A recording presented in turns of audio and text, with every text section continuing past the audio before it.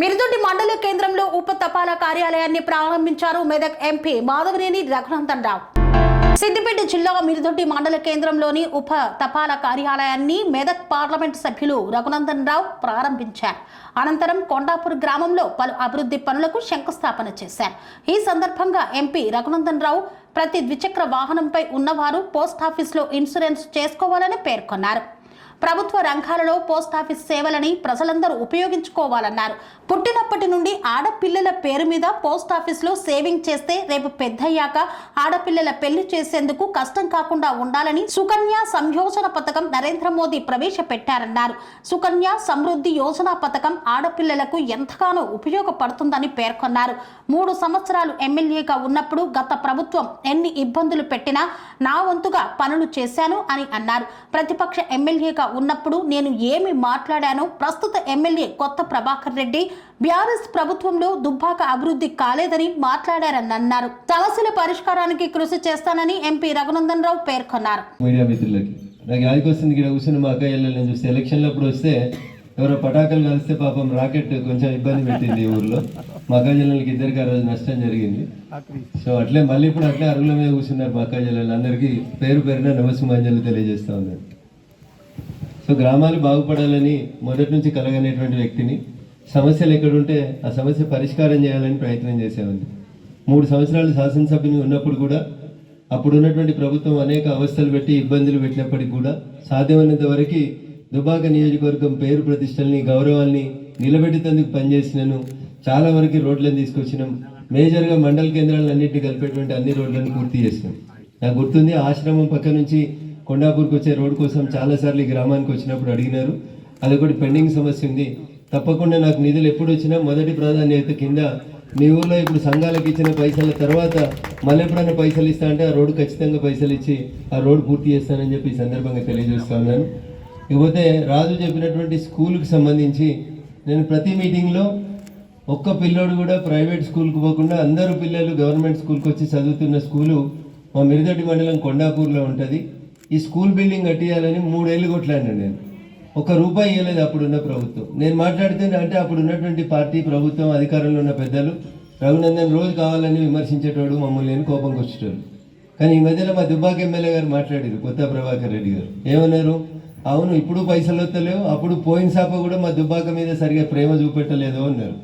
నేనేం మాట్లాడినో ఇలా మా ప్రభాకర్ అన్న కూడా అదే మాట్లాడుతూ ఉన్నాడు. అందుకని దుబ్బాక అంటే అప్పటి నుంచి ఇప్పటిదాకా కూడా మన మీద కొంచెం చిన్న చూపే ఉంది. కానీ నేను ఎమ్మెల్యే గెలిచిన తర్వాత రాష్ట్ర రాజకీయాల లోపల దుబ్బాక పేరుని, దుబ్బాక గౌరవాన్ని ఎప్పుడైనా పెంచుతందుకే ప్రయత్నం చేసిన. అదృష్టం కొద్దీ దుబ్బాక శాసనసభ్యునిగా ఓడిపోయి మెదక్ పార్లమెంట్ సభ్యునిగా పోతే కూడా మన మెదక్ పేరుని పార్లమెంట్లో బరాబర్ నిలబెడుతున్నాను. ఇందాక నాకంటే ముందు మాట్లాడినటువంటి మిత్రుడు అమర్ చెప్పిన సమస్యలు కానీ, రోడ్ల విషయం కానీ, లేదా రాజుగారు మాట్లాడినటువంటి విషయాలు కానీ ఖచ్చితంగా గమనంలో పెట్టుకుంటాను. ఈరోజు మా రెడ్డి సంఘం పెద్దలు రీడింగ్ రూమ్ కోసం శిలాపలకం వేయడం కోసం పిలిచినారు. తప్పకుండా అది పూర్తి అయ్యేంత దాకా నా నిధులన్నీ కూడా సమకూర్చి అది కంప్లీట్ చేపిస్తాను. అట్లే చాలా కాలం నుంచి పెండింగ్లో ఉన్న దళిత సోదరులు అడిగినటువంటి కమ్యూనిటీ హాల్కి కూడా ఇప్పుడు ఒక 5 లక్షలు ఇచ్చాం. అది కూడా 5 లక్షలతోటి పూర్తి అయ్యేటట్లేదు. ఇంకొక 5 లక్షలు ఇచ్చి అది కూడా పూర్తి చేస్తాం. ఆ శిలాపలకం వేసుకొని కొంచెం ముందుకు వస్తే రజక సంఘం మిత్రుడు ఒక అతను కలిసి మాకు కూడా కొన్ని పైసలు కావాలన్నా సగం ఆగిపోయిందని చెప్పాడు. తప్పకుండా సగం ఆగిపోయినటువంటి అన్ని సంఘాల పెద్దలకి ఈ సంవత్సరం లోపల 5 లక్షల రూపాయలు ఇస్తాను. పని పూర్తి కాకపోతే మళ్ళీ సంవత్సరం మిగతా డబ్బులు ఇచ్చైనా ఆ పనులను పూర్తి చేపిస్తానని చెప్పి ఈ సందర్భంగా తెలియజేస్తూ, ఇప్పుడేం ఓట్లు లేవు, రాజకీయాలు లేవు, కొట్లాటలు లేవు, అందరు కలిసి మంచిగా ఊరుని అభివృద్ధి చేసుకునేటువంటి పరిణామ క్రమంలో కలిసి నడుద్దామని చెప్పి తెలియజేస్తూ కొండాపూర్ పట్ల అంటే ఎందుకంటే అమర్ నేను 2014లో మొదటిసారి పోటీ చేసినందుకు వచ్చినప్పుడు నా తరఫున ఆటో వేసుకొని ప్రచారం చేస్తాడు. పాపం మైక్లో చెప్పుకుంటా మా రంగన్న కోటేయాలని. ఆ ప్రేమ అభిమానం అట్లే ఉంది. ఎదిగిండు తమ్ముడు, ఇంత ఉప సర్పంచ్ అయ్యిండు, భవిష్యత్తులో మరింత ఎదగాలని కోరుకుంటా. అందుకని అమర్ ఎప్పుడు అడిగినా తప్పకుండా స్వతంత్రం కొద్ది రా అని పిలిచే కొద్దిమంది ఇంట్లో తమ్ముడు లాంటివాడు కాబట్టి రా అని పిలుస్తాను, వేరే అనుకోవద్దు. అట్లా ఖచ్చితంగా అమర్ నా కోసం పనిచేసిండు, పార్టీ కోసం పనిచేసిండు కాబట్టి గుర్తుంచుకున్నాం. అమర్ గౌరవం మెరగాలని కోరుకున్నాం. అమర్ తోలుకొని వస్తే నేను వెంటనే వాళ్ళకి డబ్బులు ఇస్తా అని చెప్పినాను. ఇచ్చినాను. నాకు నిధులు రాగానే మొదటి దఫా మీ ఊరికే ఇచ్చినాను. తప్పకుండా కూడా మీరు అడిగిన మిగతా సమస్యలు ఏవైతున్నాయో వాటిని కూడా పూర్తి చేస్తాను.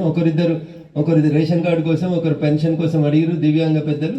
ఖచ్చితంగా కలెక్టర్ గారు నిన్ననే కొత్త కలెక్టర్ గారు వచ్చిండ్రు. ఒక 2-3 రోజుల తర్వాత రాష్ట్ర ప్రభుత్వం కొత్త రేషన్ కార్డులు, కొత్త పెన్షన్స్ ఎప్పుడు స్టార్ట్ చేస్తే అప్పుడు కొట్లాడి మీ సమస్య నాకు గుర్తుంది, అప్పుడు మీకు పెరాలసిస్ వచ్చినప్పుడు నేను కూడా వచ్చినట్టున్నా. కాబట్టి ఖచ్చితంగా కొట్లాడి మీ తరఫున మీకు ఆ దివ్యాంగుల పెన్షన్ ఇప్పించేందుకు ప్రయత్నం చేస్తా. మిగతాది ఏమన్నా ఎప్పుడున్నా రఘునందన్ రావు ఢిల్లీకి పోయిండు, మాకు దూరం అయిండు, కనబడతలేడు అని అనుకోకూరి. ఎప్పుడు ఎవరికి ఇబ్బంది ఉన్నా మీరు ఎప్పుడు వచ్చినా పాత మీ దుబ్బాక ఎమ్మెల్యే ఉన్నప్పుడు ఎట్లా పనిచేసినో అట్లే పనిచేస్తానని చెప్పి మాటిస్తూ సమస్యల పరిష్కారం విషయం లోపల ఖచ్చితంగా మెదక్ పార్లమెంట్ గౌరవం పెంచే దిశగా అట్లే ఇందాక మిర్దొడ్డిలో పోస్ట్ ఆఫీస్ని అప్గ్రేడ్ చేసుకునే సందర్భంగా అమర్ మా ఊరికి కూడా ఒక పోస్ట్ ఆఫీస్ కావాలని దరఖాస్తు ఇచ్చిండు.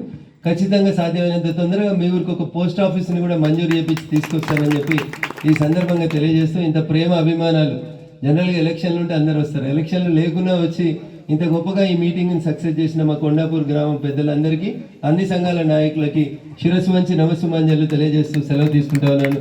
జై హింద్, జై భారత్. ఒక 1 year పూర్తయింది నరసింహులు గారు. నా ఈ టెన్యూర్లోనే వెంకటలో కూడా పోస్ట్ ఆఫీస్ భవనం పూర్తి చేయించి ఆ రోజు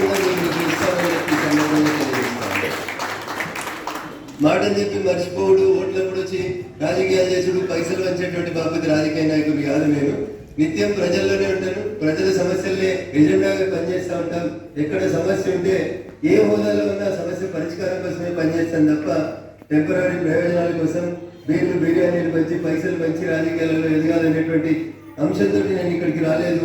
ఖచ్చితంగా నేను ఎక్కడున్నా, నా మనసు నా శరీరం ఎక్కడ, నేను ఎక్కడ పనిచేస్తా ఉన్నా అనుక్షణం మా దుబ్బాక నియోజకవర్గాన్ని ఏదో ఒకటి చేయాలనేటువంటి తపన ఉంటుంది. కాబట్టి మిర్దొడ్డి గ్రామస్తులకు గుర్తుంటుంది. 2 months బ్యాక్ అనుకుంటాను నేను వచ్చి ఇక్కడ పొలాలకు పోయేటువంటి ఒక రోడ్డు కోసం అనేక మందికి దరఖాస్తులు ఇస్తే పెండింగ్ ఉంటే ఎప్పుడు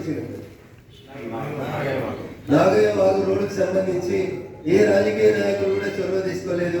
ఈ ప్రాంతం నుంచి 2 సార్లు 3 సార్లు ఎమ్మెల్యే చేసిరు, మంత్రులు చేసిరు, కానీ ఎవరు కనీసం రూపాయి తీసుకొచ్చాడో పెట్టడానికి ఇష్టం చూపెట్టలేదు.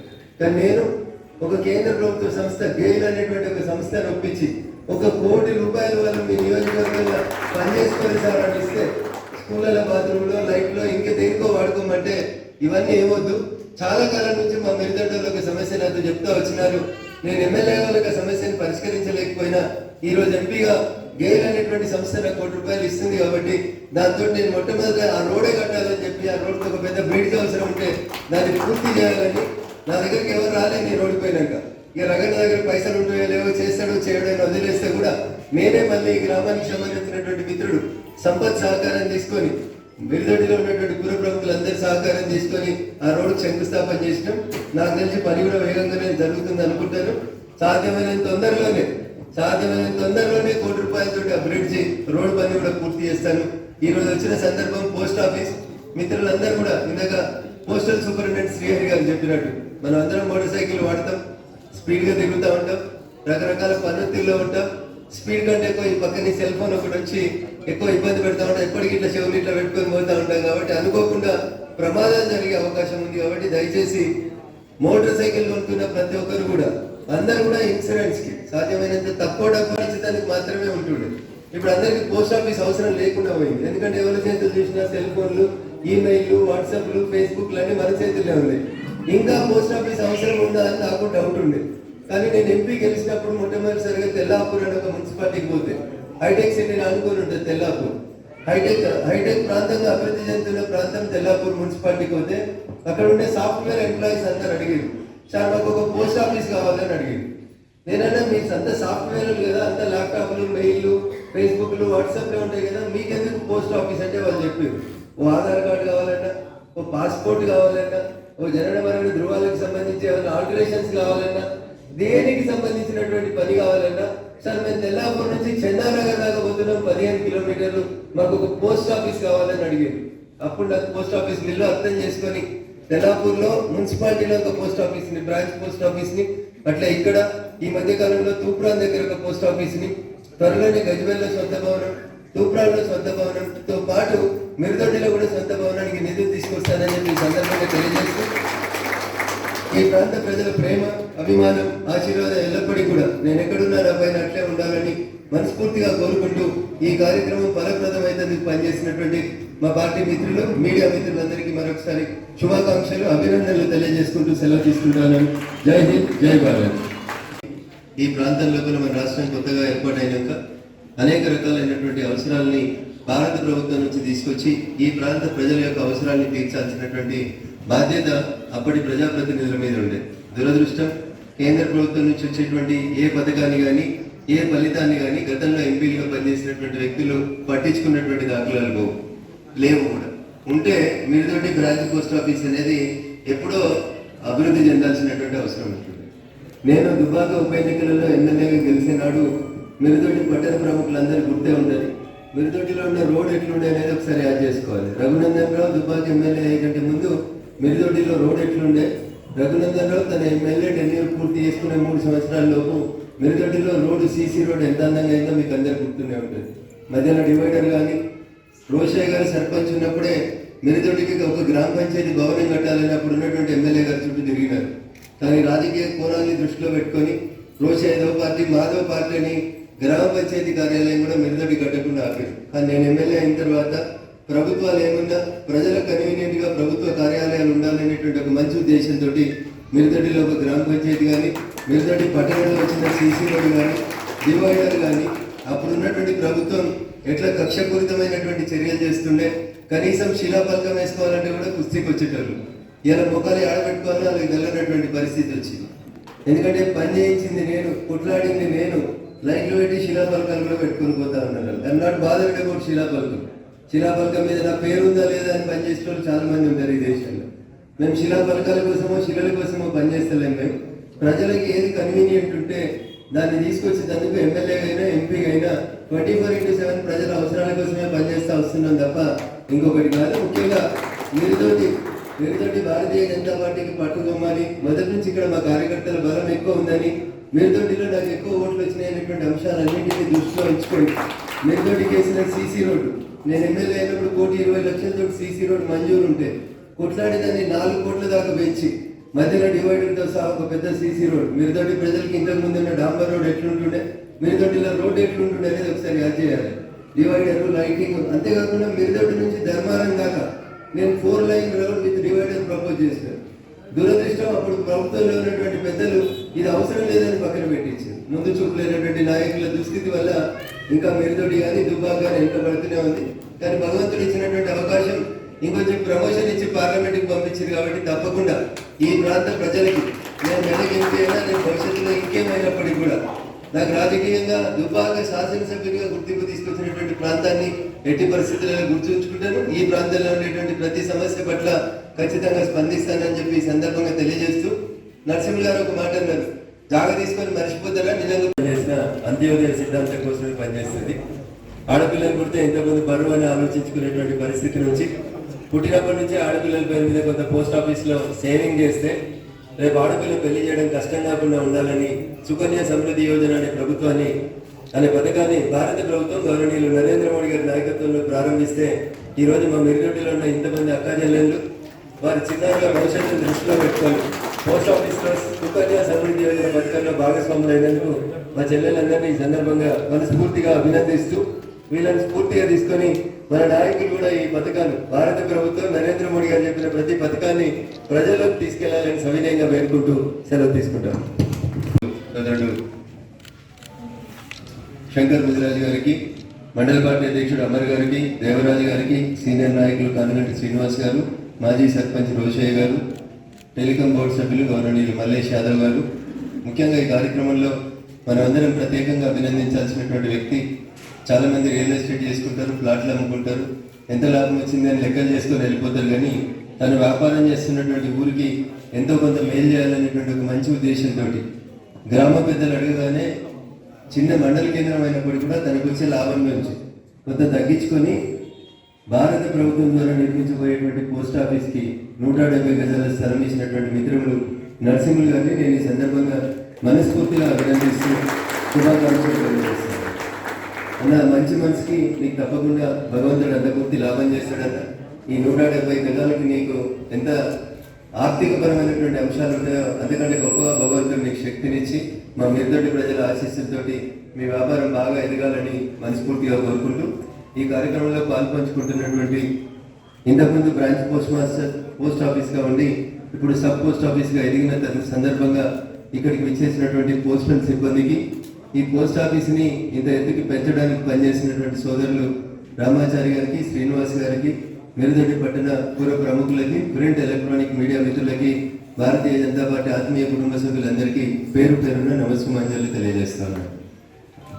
సిద్దిపేట అధ్యక్షులు బైరి శంకర్ గారికి, అమర్ గారికి, మల్లేశం గారికి, ఇంకా వేదిక పైన ఉన్న అందరి పెద్దలకు మరియు ఈ కార్యక్రమానికి విచ్చేసిన మిరుదొడ్డి గ్రామ ప్రజలందరికీ కూడా నా హృదయపూర్వక నమస్కారాలు. నా పేరు డి శ్రీహరి, నేను పోస్టల్ సూపరింటెండెంట్ మెదక్. ఈరోజు నిజంగా మనం చాలా అదృష్టం. ఎందుకోసమంటే గతంలో మిరుదొడ్డి గ్రామంలో మనకు ఒక బ్రాంచ్ పోస్ట్ ఆఫీస్ ఉండేది. దాన్ని మన గౌరవ ఎంపీ గారి సూచనల మేరకు దాన్ని మనం సబ్ పోస్ట్ ఆఫీస్గా మనం అప్గ్రేడ్ చేసుకోవడం జరిగింది. దానికి మనం మన కట్టాల రోజులతో ఎంపీ గారికి మనం ఒకసారి గట్టిగా మన ధన్యవాదాలు తెలుపుకుందాం. అసలు బ్రాంచ్ పోస్ట్ ఆఫీస్కి సబ్ పోస్ట్ ఆఫీస్కి తేడా ఏంటంటే, బ్రాంచ్ పోస్ట్ ఆఫీస్ అనేది ఒక గ్రామ స్థాయిలో ఉంటుంది, సబ్ పోస్ట్ ఆఫీస్ అనేది ఒక మండల స్థాయిలో ఉంటుంది. బ్రాంచ్ పోస్ట్ ఆఫీస్లో కొన్ని సేవలు మాత్రమే లభ్యమవుతాయి. ఎలాంటి అంటే బేసిక్గా ఉండే ఒక POSB account, savings bank account, ఒక రికరింగ్ డిపాజిట్ అకౌంట్ అండ్ ఇంకా ఒక SSA అకౌంట్, ఒక RPLA గ్రామీణ తపాలా జీత, ఈ సేవలు మాత్రమే బ్రాంచ్ పోస్ట్ ఆఫీస్లో లభ్యమవుతాయి. అదే సబ్ పోస్ట్ ఆఫీస్కి వచ్చేసరికి అన్ని రకాల సేవలు, కేంద్ర ప్రభుత్వం ఇచ్చే అన్ని రకాల సేవలు మన సబ్ పోస్ట్ ఆఫీసులో లభ్యమవుతాయి. ముఖ్యంగా APY Atal pension Yojana, PMJJBY prime minister Jeevan Jyoti Bima Yojana, PMSBY prime minister Suraksha Bima Yojana. అట్లాగే మన సబ్ పోస్ట్ ఆఫీస్ లెవెల్లో మనం ఒక ఆధార్ సెంటర్ని ఏర్పాటు చేసుకోవచ్చు. ఏర్పాటు చేసుకున్న మనకు అన్ని ఆధార్ సేవలు కూడా మనకు అన్నింటినీ మనం పొందవచ్చు. జనరల్లీ పోస్ట్ ఆఫీస్ అంటే గతంలో ఏమనుకునే వాళ్ళు ఓన్లీ ఉత్తరాల బట్వాడ, ఓన్లీ మలయాళాలు మాత్రమే ఉండేవి. కానీ ఇప్పుడు ఏంటంటే పోస్ట్ ఆఫీస్ ఇప్పుడు వృద్ధి చెందుతున్న టెక్నాలజీని తనలో ఇముడ్చుకుంటూ, తనలో చాలా మార్పులు తెచ్చుకుంటూ, రకరకాల సేవల్ని తనలో ఇముడ్చుకుంటూ చాలా సేవల్ని అందిస్తూ ఉంది. ఉదాహరణ ఏంటంటే, ఒక సేవింగ్స్ బ్యాంక్ ఇంతకుముందు గతంలో ఒక పోస్ట్ ఆఫీస్లో ఓపెన్ చేస్తే ఆ పోస్ట్ ఆఫీస్లో మాత్రమే ఏదైనా విడ్రాలు, ఖాతాలు, లావాదేవీలు నిర్వహించుకోవడానికి వచ్చేది. కానీ ఇప్పుడు దాన్ని కంప్యూటరీకరణ చేసి మొత్తం భారతదేశంలో ఉన్న ఏ పోస్ట్ ఆఫీస్లో ఏ ప్రాంతంలోనైనా విత్డ్రాల్ కానీ ట్రాన్స్ఫర్ డిపాజిట్ చేసే సదుపాయాన్ని కల్పించడం జరిగింది. అట్లాగే పోస్ట్ ఆఫీస్ ఖాతాకి ATM ఫెసిలిటీ, ఆన్లైన్ ఫెసిలిటీ అన్నీ కల్పించడం జరిగింది. అలాగే ఇప్పుడు మనకు ఇన్సూరెన్స్, ఇప్పుడు మనము ఈ మధ్యనే తలుచుకుంటే అది ఒక చాలా బాధాకరమైన సంఘటన జరిగింది గుజరాత్లో. ఆడుకోకుండా ఒక విమానం కూలిపోయి చాలా మంది 250 మంది ప్రయాణికులు అందరూ కూడా చనిపోవడం జరిగింది. అలాంటి విధంగా చాలా దురదృష్టకరం. అలాగే మనకి ఎప్పుడు ఏమవుతుందో మనకు తెలియదు కాబట్టి మన ఫ్యామిలీలో ఉండే అందరూ కూడా ఇన్సూరెన్స్ చేసుకొని మన జీవితాన్ని మనము ఇన్సూరెన్స్ చేసుకొని ప్రొటెక్ట్ చేసుకోవాలని నేను అందరినీ ఈ వేదిక ముఖంగా అందరినీ కోరుకుంటున్నాను. అలాంటి సేవలన్నిటికీ కూడా మనం మిరుదొడ్డి సబ్ పోస్ట్ ఆఫీస్లో మనకు లభ్యమవుతాయి. అలాగే PMJJBY అని ఉన్నది, ప్రధానమంత్రి జీవన్ జ్యోతి బీమా యోజన. ఇదేంటంటే మనకు 246 రూపాయలు ప్రతి సంవత్సరానికి కడితే 2 లక్షల జీవిత బీమాని పొందొచ్చు. అట్లాగే PMSBY prime minister Suraksha Bima Yojana. ఇదేంటంటే ఒక ఖాతా ఓపెన్ చేసి పోస్ట్ ఆఫీస్లో ఒక 1000 రూపాయలు మినిమం డిపాజిట్ పెడితే కేంద్ర ప్రభుత్వం ఉచితంగా 2 లక్షల ప్రమాద జీవిత బీమాని ఇస్తుంది. దాంట్లో మనం చేయాల్సింది ఏంటంటే ఒక ఖాతా ఓపెన్ చేసి దాంట్లో మినిమం ఒక 1000 రూపాయలు బ్యాలెన్స్ పెట్టడమే. సంవత్సరానికి ఒక 2 లక్షల ఉచిత బీమా సదుపాయం లభిస్తూ ఉంది. అట్లాగే ఇప్పుడు అటల్ పెన్షన్ యోజన ఉంది. అటల్ పెన్షన్ యోజన అంటే మనకు సంఘటితం కానీ, అంటే ఎవరికైతే పెన్షన్ లేదో వాళ్ళందరూ 18 సంవత్సరాల నుంచి 40 సంవత్సరాలు ఉన్నవారు ఎవరైనా సరే ఈ స్కీమ్లో జాయిన్ అయితే వాళ్ళకు 60 సంవత్సరాల తర్వాత వారికి పెన్షన్ సదుపాయం వస్తుంది. 5,000 రూపాయల నుంచి వాళ్ళు చేసిన డిపాజిట్లు అన్ని కలుపుకొని 5,000 రూపాయల నుంచి పెన్షన్ స్టార్ట్ అయింది. ఇది మన అనురాగానికి అమ్మ ఆదర్శం, ఆరోగ్యానికి Shri Sai homeo stores and clinic. అనుభవం, అర్హత, అంకిత భావం కల డాక్టర్లచే చికిత్స. అన్ని రకాల ఆరోగ్య సమస్యలకు నమ్మకమైన ఎంపిక Shri Sai homeo stores and clinic. Diabetes, కీళ్ల నొప్పులు, సయాటికా, వెన్నుముక్క సమస్యలు, థైరాయిడ్, నిద్రలేమి, మానసిక సమస్యలు, ఋతు సమస్యలు, అన్ని రకాల దీర్ఘకాలిక వ్యాధులకు ప్రత్యేక హోమియో వైద్యం. అందరికీ అందుబాటులో అంతర్జాతీయ హోమియో వైద్యం Sri Sai homeo stores and clinic. మీ ఆరోగ్య సమస్య ఏదైనా ఇప్పుడు పరిష్కారం సాధ్యం. సైడ్ ఎఫెక్ట్ లేని వైద్య బుకింగ్ కొరకు సంప్రదించండి Sri Sai homeo clinic and stores, Bhavani Nagar, Ambedkar Nagar road, old Alwal, Secunderabad. సంప్రదించాల్సిన ఫోన్ నంబర్స్ 9000751751 మరియు 9000422525.